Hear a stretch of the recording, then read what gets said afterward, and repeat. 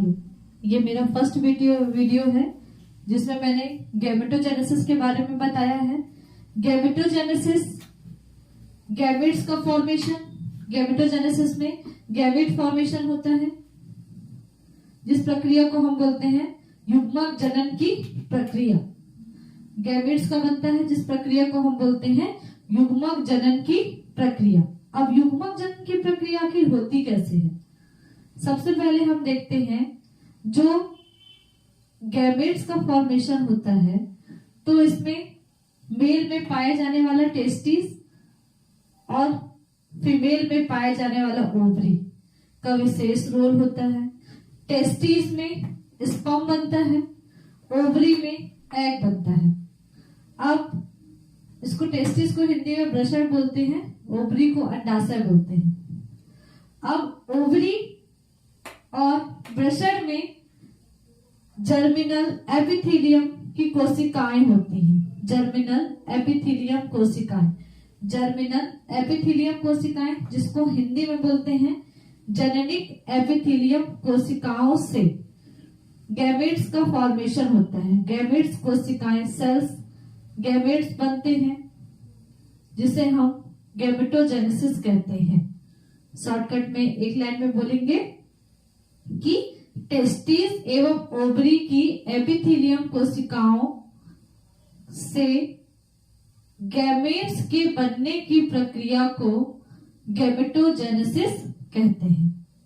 Question अगर पूछता है, रविशंकर यूनिवर्सिटी में बीएससी फर्स्ट ईयर का ये टॉपिक है, बीएससी फर्स्ट ईयर में ये टॉपिक पूछा जाता है हमेशा। सेकंड पेपर में आपके 5th यूनिट का टॉपिक है युग्मक जनन, पूरा चैप्टर दिया हुआ है।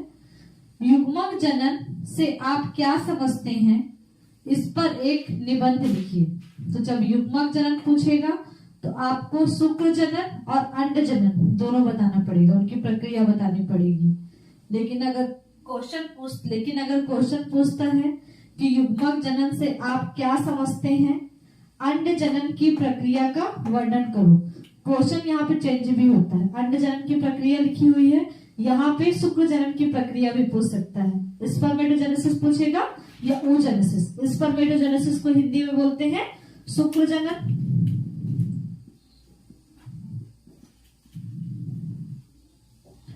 oogenesis को बोलते हैं अंड जनन। दोनों में से कोई एक क्वेश्चन डेफिनेटली आता है, इसलिए ये बहुत इंपॉर्टेंट है आपके एग्जाम के लिए। तो मैंने यहाँ पे सिनॉप्सिस बनाया है। क्वेश्चन है युग्मक जनन से आप क्या समझते हैं, अंड जनन की प्रक्रिया का वर्णन करिए। What do you understand by the gametogenesis, describe the process of oogenesis। Synopsis इस प्रकार है। इंट्रोडक्शन, प्रस्तावना, मीनिंग ऑफ गैमेटोजेनेसिस, युग्मक जनन का अर्थ, टाइप ऑफ गैमेटोजेनेसिस, युग्मक जनन के प्रकार जिसमें 2 टाइप्स होते हैं, स्पर्मेटोजेनेसिस देन oogenesis। स्पर्मेटोजेनेसिस शुक्र जनन, oogenesis अंड जनन।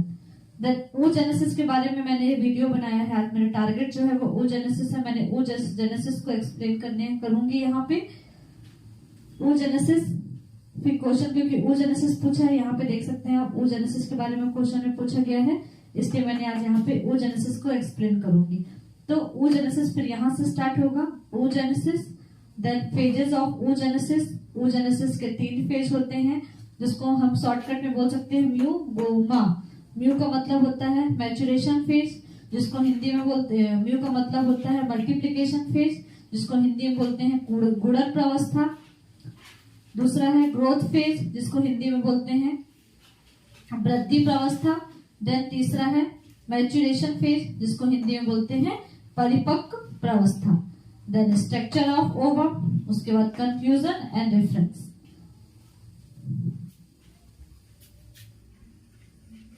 सबसे पहले इसका प्रस्तावना देखेंगे कि oogenesis होता क्या है।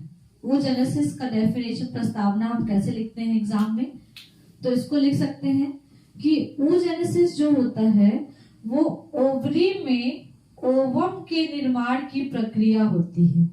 ओवरी में ओवम के निर्माण की प्रक्रिया को oogenesis कहते हैं। ओवम जो होता है वो स्पर्म की अपेक्षा अधिक बड़ा होता है, गतिहीन होता है। एज कंपेयर स्पर्म जो होते हैं वो गतिशील होते हैं और ओवम जो होता है वो गतिहीन होता है। इसमें अनेक प्रकार के शक्तिवर्धक पदार्थ पाए जाते हैं, जैसे मैंने यहाँ पे लिखा है पीतक, यौक, ग्लाइकोजन, प्रोटीन आदि शक्तिवर्धक पदार्थ oogenesis की प्रक्रिया में अर्थात ओवम में पाए जाते हैं। अब आगे मैं आप लोगों को इसका 3 फेज कैसे होता है, कैसे ओवम का फॉर्मेशन होता है, ओवम फॉर्मेशन कैसे होता है, वो मैं आप लोग को बताऊंगी कि ओवम का निर्माण कैसे होता है। तो इसके 3 फेज होते हैं, जैसे कि पहले मैंने सिनॉप्सिस में आप लोग को बताया था कि ओवम फॉर्मेशन जो होता है इसके 3 फेज होते हैं, multiplication phase, growth phase, then maturation phase. तो मैं तीनों टॉपिक को भी एक्सप्लेन करूंगी। सबसे पहले हम देखते हैं कि फीमेल की जो ओवरीज होती हैं, फीमेल की ओवरीज में जर्म सेल्स पाई जाती हैं। उस जर्म सेल्स को oogonia कहते हैं। जर्म सेल्स जो होती है पाई जाती है, उस जर्म सेल्स को oogonia कहते हैं। oogonia जो होती है वो एक कोशिकीय होती है, ठीक है। इसमें अभी कोई डिवीजन नहीं होता है, ये डिप्लॉइड होती है। 2n का साइन बना हुआ है, 2n का साइन का मतलब होता है डिप्लॉइड सेल। अब इस oogonia सेल में माइटोसिस डिवीजन होता है। oogonia सेल जो होती है उसमें माइटोसिस डिवीजन फर्स्ट होता है।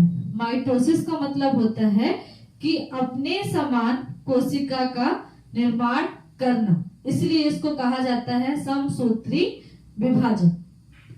तो माइटोसिस डिवीजन में एक मदर सेल से 2 डॉटर सेल का फॉर्मेशन होता है, 2 डॉटर सेल का निर्माण होता है।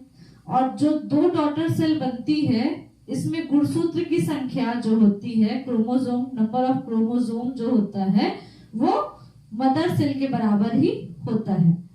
अब 2 डॉटर सेल का फॉर्मेशन हो जाता है। 2 डॉटर सेल जो बनती है उनमें फिर से दोनों डॉटर सेल डिप्लॉइड होती हैं। 2n बना हुआ है, दोनों डॉटर सेल डिप्लॉइड होती हैं। डॉटर सेल में फिर से माइटोसिस डिवीजन होता है। माइटोसिस डिवीजन के पश्चात यह 4 डिप्लॉइड oogonia बनाते हैं। मतलब अब 1 oogonia में mitosis division, then 2 daughter cell, mitosis division second, then 4 diploid oogonia का निर्माण हो जाता है। मतलब जब एक कोशिका oogonia जब 4 कोशिका में 4 सेल में डिवाइड हो जाती है तो इसको हम बोल देते हैं 4 डिप्लॉइड oogonia। यहाँ पर हमारा मल्टीप्लिकेशन फेज जो होता है वो समाप्त हो जाता है। मल्टीप्लिकेशन फेज के बाद आता है ग्रोथ फेज। ग्रोथ फेज में जो oogonia होता है, यह oogonia होस्ट सेल जो होते हैं, मदर जो होती है, उसकी बॉडी से न्यूट्रिशन को एब्जॉर्ब करता है, न्यूट्रिशन को अवशोषित करता है और अवशोषित करने के बाद साइज में बड़ा हो जाता है, अपने आकार में परिवर्तन ला देता है, साइज में परिवर्तन लाता है और आकार में बड़ा हो जाता है, जिसको हम बोलते हैं primary oocyte। Primary oocyte। Primary oocyte कब बन जाता है, ये भी अभी देखिए। ग्रोथ फेज में जब ये ग्रोथ करता है, साइज में बड़ा हो जाता है, बड़ा होने के पश्चात ये इसमें क्या, इसका नाम जो होता है oogonia से कन्वर्ट हो जाता है oocyte में। इस कंडीशन में भी ये डिप्लॉयड अवस्था में रहता है, ठीक है। फिर यहां से oogonia oocyte बनाया, oocyte फिर से इसमें कौन सा डिवीजन होता है, meiosis division first. Meiosis division होता है, इसको हिंदी में बोलते हैं अर्धसूत्री विभाजन। अर्धसूत्री विभाजन होता है तो दो मियोसिस डिवीजन बनने के बाद दो डिवीजन में ये क्या होता है, कन्वर्ट होता है। पहला डिवीजन जो बनता है वो बनता है, ये फर्स्ट प्राइमरी oocytes हो गया, ये हो गया सेकेंडरी oocytes। पोलर बॉडी बनती है, पोलर बॉडी एक पोलर बॉडी बनती है, ये इसका नाम हो जाता है सेकेंडरी oocyte। सेकेंडरी oocyte बनता है और एक बनती है पोलर बॉडी। पोलर बॉडी जो होती है वो स्टेरॉइड होती है, मतलब यह किसी भी प्रकार की जनन कोशिका में जनन की क्रिया में भाग नहीं लेती है। जनन की क्रिया में भाग कौन लेता है, सेकेंडरी oocyte। oocyte जो बनता है वो जनन की प्रक्रिया में भाग लेता है। फिर से इसमें डिवीजन होता है जिसको हम बोलते हैं मियोसिस डिवीजन सेकेंड। अर्धसूत्री विभाजन, द्वितीय अर्धसूत्री विभाजन होता है। फिर ये कन्वर्ट हो जाती है oocyte में। oocyte जो कि हैप्लॉइड होती है, एक फिर से सेकेंड पोलर बॉडी बनती है।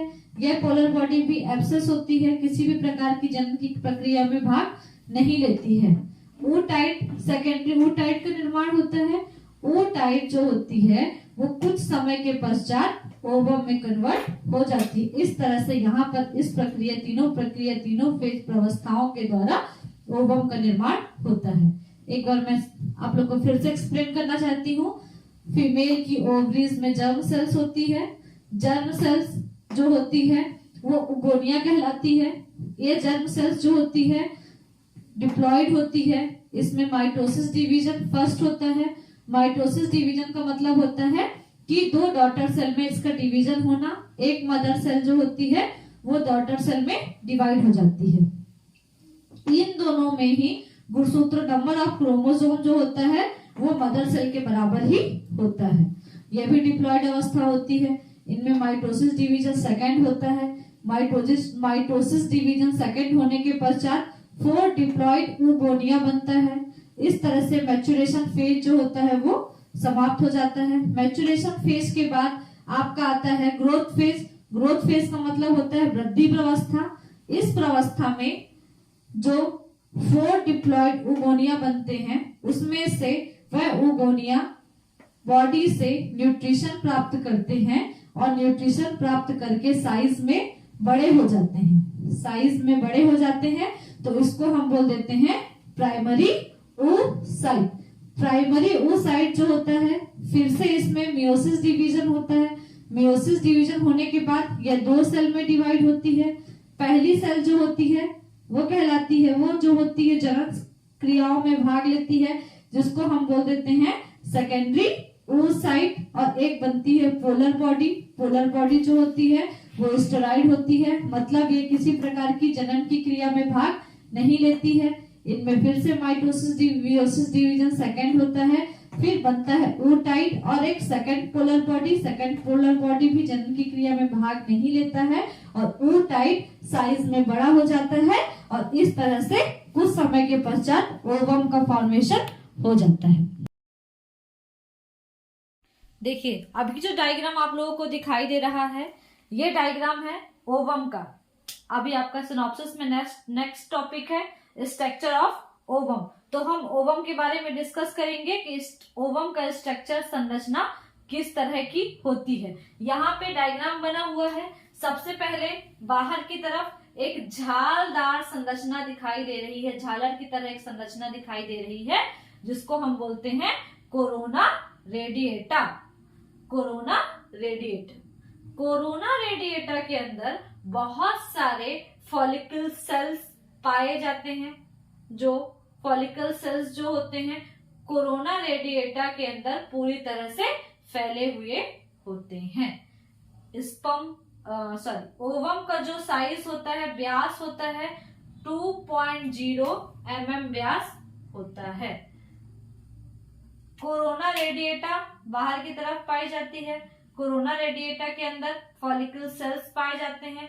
फॉलिकल सेल्स के बाहर की तरफ, अंदर की तरफ एक लेयर पाई जाती है जिसको बोलते हैं जोना पेलुसिडा, जिसको बोलते हैं हम जोना पेलुसिडा।